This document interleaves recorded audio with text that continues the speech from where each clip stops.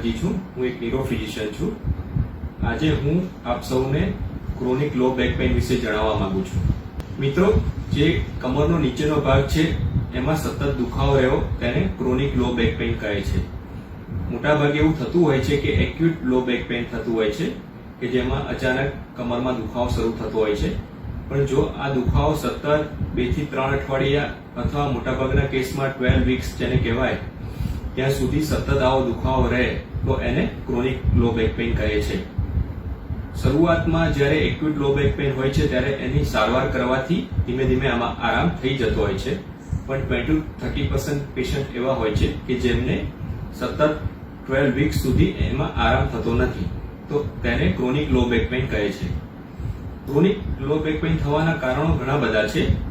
હું તમને જણાવી દઉં કે પૂરા ભારતમાં ઓલમોસ્ટ 12 મિલિયન દર્દીઓ આ ટાઈપની બીમારીથી પીડાય છે, જેને ક્રોનિક લો બેક પેઇન કહે છે।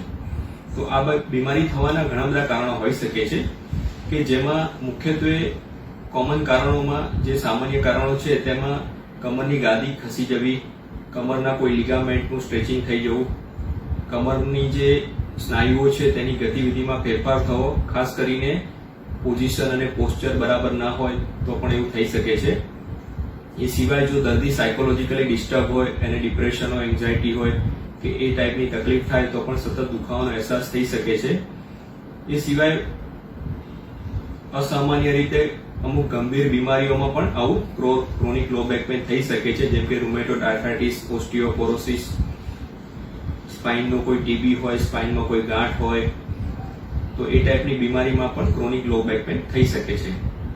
તો મિત્રો, જો તમે પણ ક્રોનિક લો બેક પેઇનથી પીડાતા હોય તો તેનું કોઈ નિષ્ણાત ડોક્ટર પાસે ચોક્કસ નિદાન કરાવવું જોઈએ। તેની નિદાન તપાસમાં MRI સ્પાઇનનો રિપોર્ટ બહુ અગત્યનો હોય છે કે જેના પરથી આનું જજમેન્ટ મળી શકે છે અને એની પૂરતી સારવાર કરવાથી ઘણો ફરક પડી શકે છે। આ ટાઈપની બીમારી ન થાય એના માટે દર્દીએ શું ધ્યાન રાખવું જોઈએ તો એના વિશે હું જણાવીશ કે વારંવાર કમરથી વળતી વખતે થોડું સાચવો, વજન ઉંચકતી વખતે વજનનો જે ભાર છે બંને હાથમાં સરખો રહે એવી કોશિશ કરો।